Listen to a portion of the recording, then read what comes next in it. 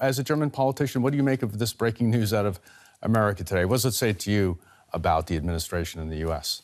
Well, I'm not so sure whether he's the only person in that administration that has a bigger loyalty to Mr. Putin than to the Constitution of the United States of America. And I can assure you we will ask that question in this country as well. Who is loyal to this country, to the Constitution of Germany, and who wants to have Putin's, Trump's or Erdogan's vision of the future of Germany? And this will be an issue in this election campaign as well in this country. It has to be. Oh, okay. Apparently, Mr. Özdemir, General Flynn was talking to Russia about sanctions, about the sanctions on the country, which are strongly backed by Germany. Do you see that as well? You mentioned the discussion about the Constitution and loyalties. Do you see sanctions with America being opposed to them now, apparently, from what we're seeing in Washington, becoming an issue here as well? Well, I mean, what an irony. As you introduced me, I'm the chairperson of the German Green Party, now defending NATO against the President of the United States. I mean, he's the boss of the White House, and I have to tell, my American friends that we still need NATO, obviously. I mean, there's obviously a security threat by Mr. Putin. He doesn't want a strong European Union. He doesn't want NATO. And it's obvious, if you look to Ukraine, that we still need NATO.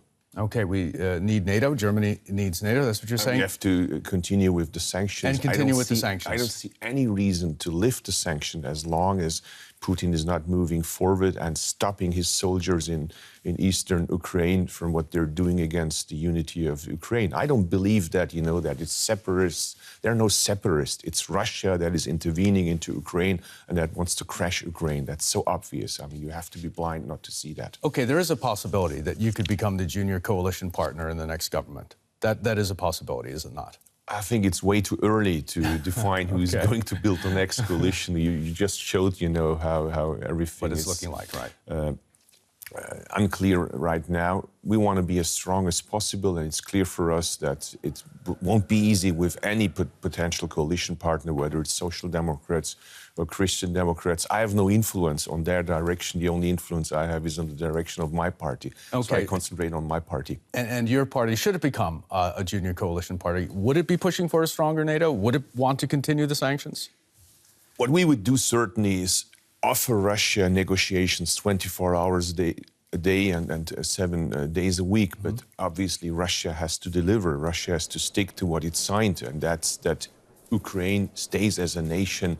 And, it's not a power policy of the last century. Because of our history, we can never allow again that those countries between Russia and Germany feel unstable, feel insecure. Okay, but the debate here in Germany could be shifting on Russia, couldn't it, with the new president of Germany, Frank-Walter Steinmeier, who's been very friendly towards Moscow. Do you see the debate changing, or does it? I don't think that. I know Frank-Walter Steinmeier from the past, from his years when he was Foreign Affairs Minister, and even from before when we had a coalition together, the Social Democrats and Greens.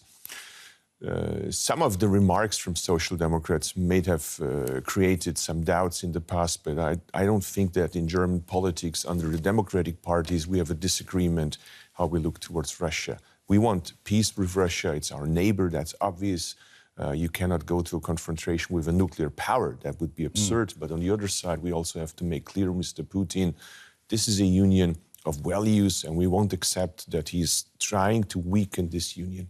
Okay, we've been speculating about what the Greens might do. Should they be in a coalition following the 2017 September elections? In the elections, your party is now in fourth place. It slipped behind the AfD. What happened? Well, it's the surprise of Mr. Schulz. He's taking back some of the voters from the left party. He's taking votes back from the AfD party, which I obviously welcome, but also some of the voters between Social Democrats and Greens are currently finding Mr. Schulz and the Social Democrats attractive. That's kind of normal. The campaign has just started. It's way too early to predict what will happen in September. Okay, we've been talking about the far right just before you came in, and the Alternative for Germany is now in third place. It's ahead of your party right now. You've lost... But it's also weakened through Mr. Schulz and the current campaign. They're around 10%, and they've been way ahead of that. So I also think, let's see what will happen. Who will come out third in the elections? Okay, you've been losing some of your voters to the AfD, though. Not so much to the AfD, maybe to Mr. Schulz, but certainly not to AfD. I don't see that we have a voter exchange with the AfD. What do you attribute their rise to? Why has the AfD become so strong in Germany? Well, it's the similar thing as what you just discussed, with the colleague from the Netherlands.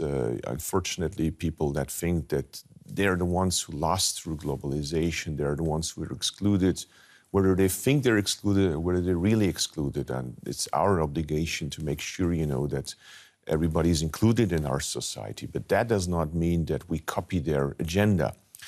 When democratic parties start to take over the agenda of the populists, only populists will win. So my advice to the colleagues of the other parties would be, don't make them stronger with justifying their cause. That's what happened in Austria, and you can see the result. Democratic parties get weaker, the right wing gets stronger. So I would address their voters, but I would not address their leadership. Are you concerned that the elections in the Netherlands coming up could give a boost to the AfD?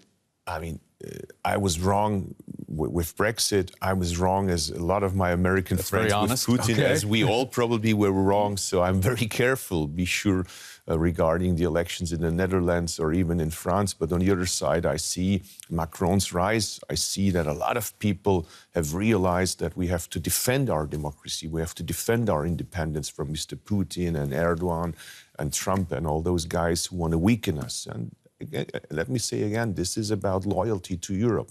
Do we believe in Europe? Do we believe in enlightenment? Do we believe in liberal democracies?